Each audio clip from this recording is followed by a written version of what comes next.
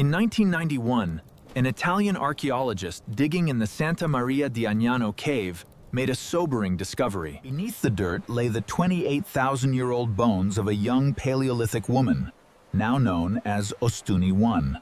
Her skeletal hand was placed gently over her stomach, and for a very specific, tragic reason.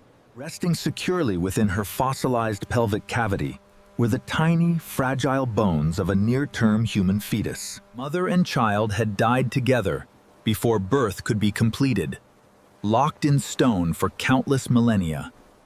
We often hear a modern myth that ancient women delivered babies effortlessly in a calm, grassy field. We falsely imagine them squatting down, giving a quick push, and immediately returning to their daily foraging. But the physical evidence left in the Paleolithic fossil record tells a starkly different, historically brutal story. The root of this danger is a massive evolutionary compromise, millions of years in the making. The conflict began when our distant primate ancestors first stood up to walk on two legs. Walking upright required a narrower, bowl-shaped pelvis to effectively support the weight of the torso. This crucial structural change fundamentally reduced the interior dimensions of the female skeletal birth canal.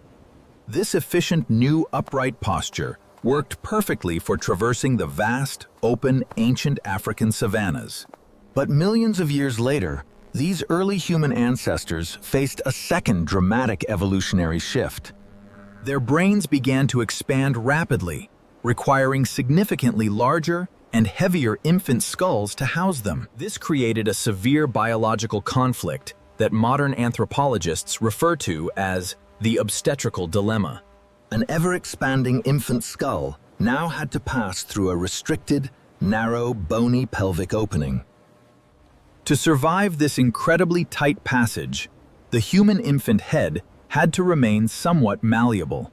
The skull bones of a human newborn do not fuse, leaving soft gaps between the plates.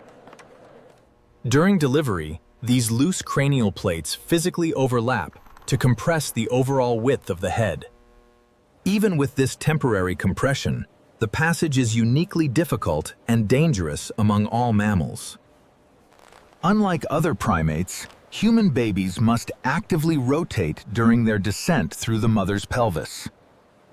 The infant must first turn its head sideways to enter the widest part of the canal.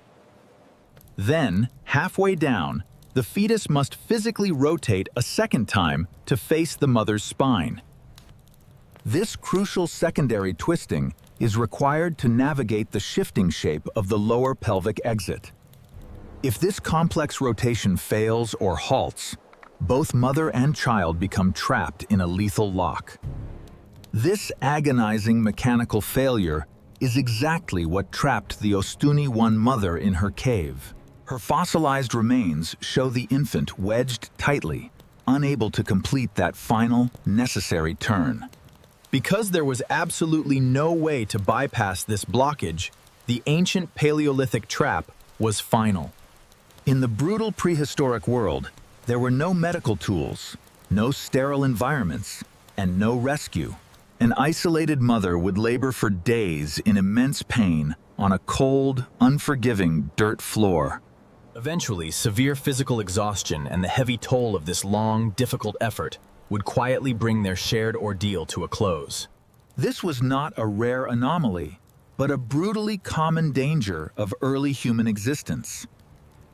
We find similar tragedies frozen in stone across numerous prehistoric excavation sites worldwide. In 1997, researchers excavating the Lokomotiv Cemetery in Siberia unearthed another mother who died mid-delivery. This 8,000-year-old skeleton also contained a partially emerged infant, permanently lodged within her pelvic ring. These grim archaeological discoveries completely shatter the modern myth of the easy, solitary prehistoric birth. They did not simply squat in a field and effortlessly deliver a perfectly healthy baby. Childbirth was mathematically the most statistically dangerous physical event an ancient woman would ever face. To survive this severe evolutionary bottleneck, early humans had to invent a radical behavioral solution. Because their bones could not stretch any further, our ancestors had to change their habits entirely. They stopped hiding in isolation and instead began actively seeking crucial assistance from their tribe. Midwifery became one of the oldest human traditions, born from strict, unforgiving evolutionary necessity. In stark contrast, a wild chimpanzee mother purposefully isolates herself entirely when she is ready to deliver. Her infant emerges facing forward, allowing the solitary mother to simply reach down and guide it safely. But because of that complex internal rotation, the human infant emerges facing completely away from the mother. If the ancient human mother reached down to pull, she risked severely bending the fragile infant's spine. She could not easily see the infant's face to provide careful attention or help guide it through the exhausting ordeal. Another pair of hands was biologically required to guide the emerging head and prevent physical injury. The Paleolithic helper could catch the twisting infant, clear the vital airways, and keep the neck straight. This shared trauma forged one of the strongest evolutionary foundations for human empathy and complex social cooperation. We survived the brutal mathematics of the Paleolithic birth canal simply because we learned to ask for help.